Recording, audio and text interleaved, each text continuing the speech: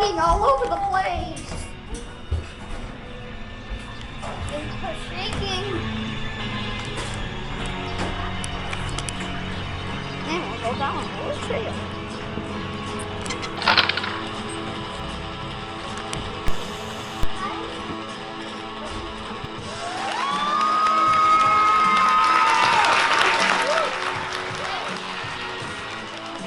I love to design, to experiment, to record, and to turn a moment from fleeting to forever.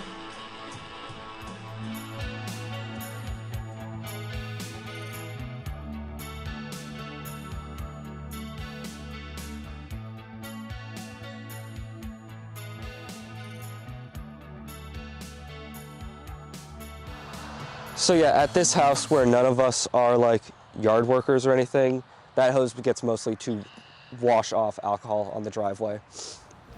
The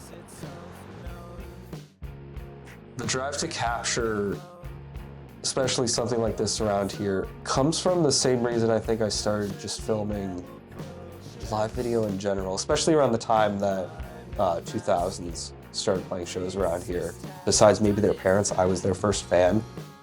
I ended up filming the whole set because I'm like, if I don't film this, who's gonna? If no one films this, no one's gonna see like how much fun this can be.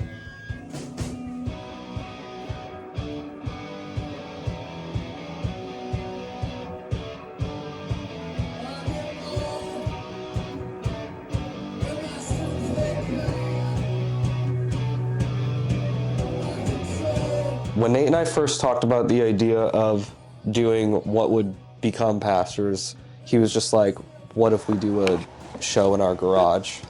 Yeah, people need to learn how to recycle. The first 2 shows we ever did was really bare necessities. In 2025, I went into it thinking, let's make the place look cooler and less literally just like someone's garage. I want to make a space that I would want to be in. Yes, it is a garage, but you know, you walk in for the first time and it feels like, check. Oh, this is someone's garage? What the hell is going on here?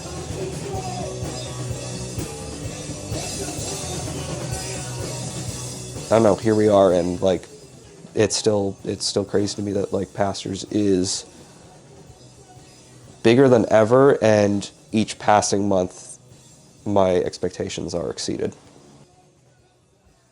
2024, I filmed a lot on tape.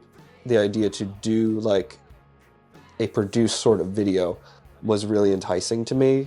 Putting buffers between live songs and live footage, like moments with friends, like stupid bits that I happen to catch on tape.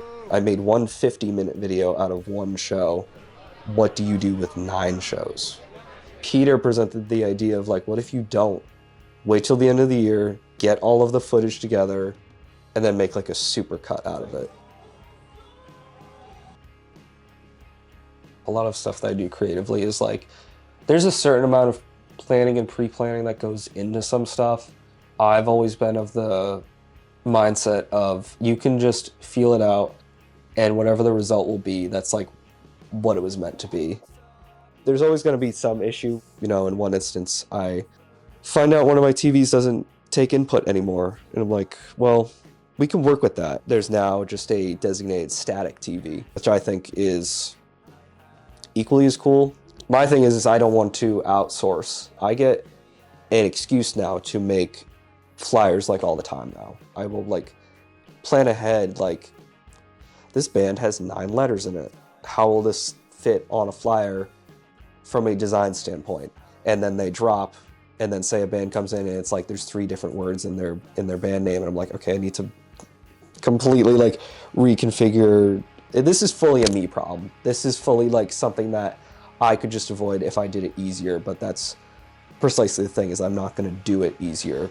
When you go the hard route, it shows, and I think most people notice. I've had about 4 years of self-taught skills in digital editing and design. I've been editing video and using cameras for well over half my life. After enough years, it's like almost building a language, multiple languages, and then you know how to make them talk with each other. And I think this documentary, I see it as like the greatest example of like I took a bunch of different languages that don't necessarily go together or should go together, but I know how to make them talk to one another, and I'm gonna make it work. By the end, I definitely had this cemented vision of like what this looks like.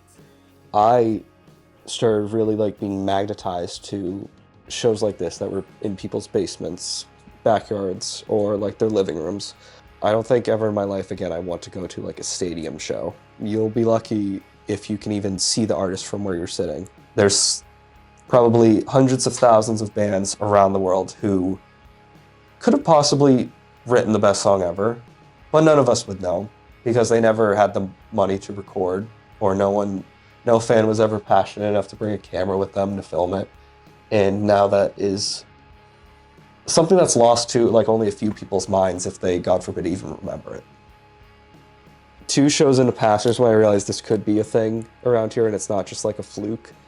That's when I was like, well, I want this to be the best it can possibly be. Shows in backyards and basements are like, those are things I'm never going to forget. If there are people who come here and they walk away with an experience like that, especially like younger people, and they learn that like that's their calling in some way, then I'm happy with that.